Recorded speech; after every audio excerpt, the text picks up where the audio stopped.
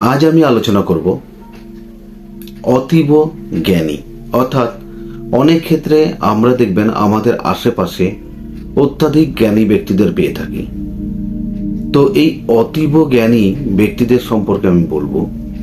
তো আমি এটা নিয়েই বা কেন আলোচনা করছি, কারণ প্রথমত দেখুন, এই অতীব জ্ঞানী বা অত্যাধিক জ্ঞানী যারা হয়, এরা কিন্তু বেশিরভাগ ক্ষেত্রেই যেটা আমরা জানি যে জ্ঞানী ব্যক্তি কিন্তু কখনোই নিজেকে কিন্তু দেখাবে না বা শো অফ করবে না। কিন্তু যারা অল্প বিদ্যা, অর্থাৎ একটা কথায় আছে অল্প বিদ্যা ভয়ঙ্করী, তো এই যারা অল্প বিদ্যা অর্জন করে তারাই কিন্তু এই রূপ ভয়ঙ্করের কাজগুলো করে থাকে। অর্থাৎ মানুষের কিন্তু ভালোর জায়গা কিন্তু সে হয়তো বুঝতে পারছে না যে তার উপকার হলো নাকি, সে কিন্তু উপকার করার জন্য হয়তো এগোচ্ছে, কিন্তু আলটিমেট অপকারী হয়ে যায়। তাহলে তাদেরও উচিত যে জ্ঞানটাকে ঠিক মতো অর্জন করে তারপরেই সেই কাজটা করার। তো সেক্ষেত্রে আমি বলবো যে দেখবেন আমরা আমাদের পারিপার্শ্বিকে বা প্রতিবেশী বা আশেপাশে প্রচুর এই ধরনের লোকজন পেয়ে থাকি, যেটা কিন্তু অনায়াসেই আমাদের মধ্যে দেখা যায়। তো দেখবেন অনেক ক্ষেত্রে দেখা যায় যে আপনার সন্তান হয়তো পড়াশোনা ঠিকমতো করছে না, বা চঞ্চলতা ভাব প্রচুর পরিমাণে বেড়ে গেছে, প্রচুর দুষ্টুমি করছে, চঞ্চল। তো হঠাৎ আপনার বাড়িতে কেউ আসলো, দেখলো, দেখে বলল, আরে তোমার ছেলে এত চঞ্চল হয়ে গেছে, কথা শুনছে না, একটা কাজ করো, ওকে একটা মুক্তো পরিয়ে দাও। এবার দেখুন, আপনি জানেন না যে মুক্তটা কি কাজে লাগবে বা কেন পড়ানো হবে বা ওর জন্য শুভ না অশুভ সেটা জানেন না। হ্যাঁ, এবার সে আপনাকে বললো মুক্ত পরিয়ে দিন। অর্থাৎ আমরা জানি যে মুক্ত কি, মুক্ত মানুষকে ঠান্ডা করে বা চঞ্চলতা আটকায়, বাট মুক্ত কিন্তু সবার জন্য কিন্তু সুইটেবল নয়, সেটা কিন্তু আপনারা জানেন না। তখন আপনি কি করলেন, তার কথা একটা মুক্ত পরিয়ে দিলেন। তো সেখানে ছেলে শান্ত হওয়া তো দূর, কোনো কাজই হলো না, হিতে বিপরীত।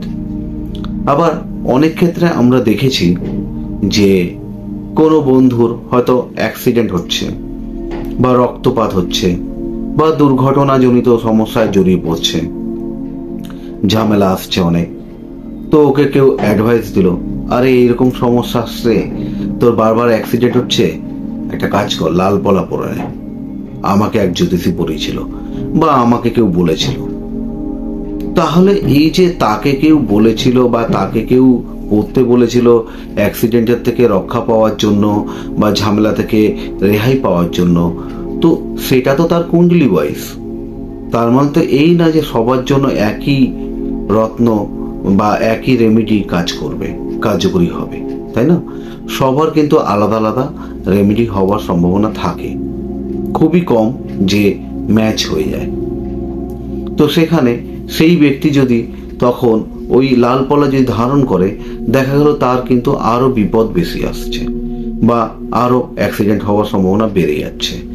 তো এই যে সমস্যার সম্মুখীন আপনারা হচ্ছেন, এর জন্য কিন্তু দায়ী আপনারাই, কারণ আপনি কিন্তু না জাজমেন্ট করেই সেটা করছেন। আর যে আপনাকে বলছে সে কিন্তু সেই রূপ জ্ঞান ধারণ করেনি বা সে সেই সম্পর্কে অতটাও হয়তো জ্ঞানী নয়, কিন্তু সে বলছে, সে জানে যে হ্যাঁ আমি এটা বললে একটা বাহবা পাবো বা আমি এটা করলে একটা আমারও নাম হবে, পরে হয়তো তার যদি ভালো হয় তাহলে সে আমাকে বলবে যে না, এ বলেছিল এটা, তাই আমি করাতে ভালো আছি। তো ব্যাপার হলো এই যে বাহবা পাওয়া বা আপনার নাম হওয়া, এইভাবে কিন্তু হয় না।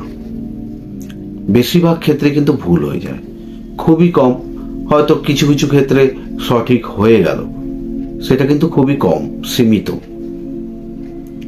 তো এই যে সমস্যাগুলো, এগুলো কিন্তু একটা সময় গিয়ে ভয়ঙ্কর হয়ে দাঁড়াতে পারে বা ভয়ঙ্কর রূপ নিতে পারে। আপনার হেলথের সমস্যাও বাড়তে পারে বা আপনার যে কোনো মামলা মোকদ্দমা বা সমস্যার সম্মুখীনও কিন্তু আপনি হতে পারেন। তো এই দিকে কিন্তু আপনাকে সতর্ক থাকতে হবে। যেমন আমরা নিজেরাই দেখেছি, আমার যদি একটু জ্বর হয়, আমার কোনো একটা বন্ধু আমাকে বলে দিল, আরে তো জ্বর হয়েছে, তুই বসে আছিস কেন, একটা নিসিপ খেয়ে নে, প্যারাসিটামল খেয়ে নে। আরে জ্বরটা কেন হচ্ছে, কি কারণে আসছে, সেটা তো আমাকে দেখতে হবে, জানতে হবে। তো আমি কিছু না হোক একটা ডক্টরকে দেখিয়ে দিতে পারি, জেনারেল ডক্টরকে। তাহলে সে দেখে আমাকে যদি অ্যাডভাইস করে যে এটা খেতে হবে, তার আমার জন্য অ্যান্টিবায়োটিক প্রয়োজন আছে, বা আমার জন্য নর্মাল নিসিপ বা প্যারাসিটামল খেলেই কাজ হয়ে যাবে, তাহলে কিন্তু সেটা ঠিক আছে, কারণ আমি একজন ডক্টরের সহমত হয়ে বা তার আমি অ্যাডভাইস নিয়ে আমি সেই কাজটা করলাম। কিন্তু আমি বন্ধুর মতে যদি আমি সেইভাবে খেয়ে নিই তৎক্ষণাৎ একটা প্যারাসিটামল বা নিসিপ, পরবর্তীকালে কিন্তু এইরকমভাবে জ্বর আসতে থাকলে বা আমি এইভাবে ওষুধ খেতে থাকলে একটা সময় গিয়ে কিন্তু আমার সমস্যা কিন্তু অধিক পরিমাণে বাড়তে পারে। হয়তো এরকমও হতে পারে যে পরবর্তীকালে আমি এরকম ডাক্তারখানায় গিয়ে বলে ওষুধ খেয়ে খেয়ে এমন হয়ে গেল যে আমার একটা সময় গিয়ে কোনো মেডিসিন কাজ নাই করতে পারে। তখন কিন্তু আমি বড় সমস্যার সম্মুখীন হতে পারি। তো সেক্ষেত্রেও আমি বলবো, সবসময়ের জন্য আপনার যদি শারীরিক দিক থেকেও কোনো সমস্যা হয়, একটা ডক্টরের পরামর্শ নিন। ঠিক সেই রকমই যখন অনেক ক্ষেত্রে দেখা যায় যে আপনার সন্তান হয়তো পড়াশোনা ঠিক মতো করছে না বা মনে রাখতে পারছে না, সমস্যা হচ্ছে, অনেকে আপনাকে বলে বসবে একটা পান্না পরে নাও, ভালো কাজ হবে। বা কারো কাজের দিক থেকে সমস্যা হচ্ছে, চাকরি পাচ্ছে না, এটা নীলা পরে নাও। এইভাবে কিন্তু হয় না।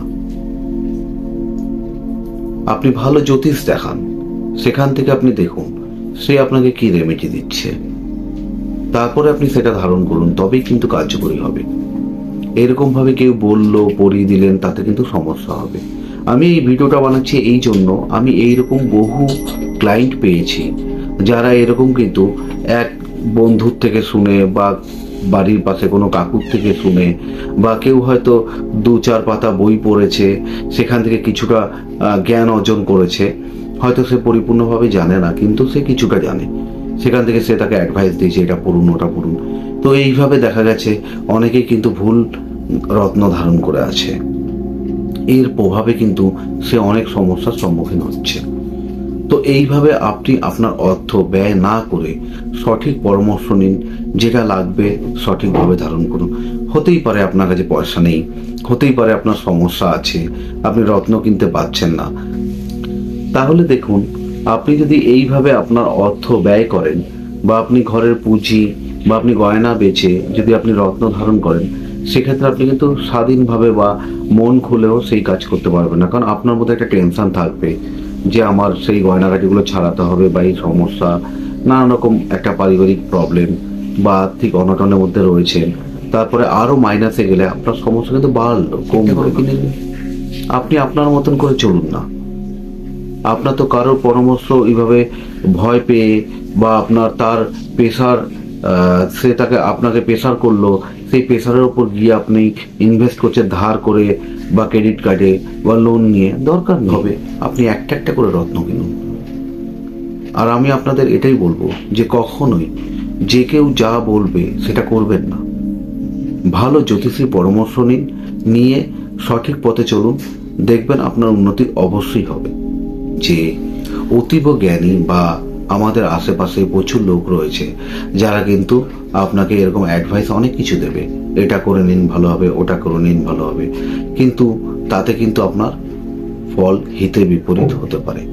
তো যাই করবেন খুব ভেবেচিন্তে এবং সঠিক মানুষের বা সঠিক জ্যোতিষীর পরামর্শ নিয়েই করুন, তবেই কিন্তু আপনি সঠিক ফল পাবেন। ভালো থাকবেন।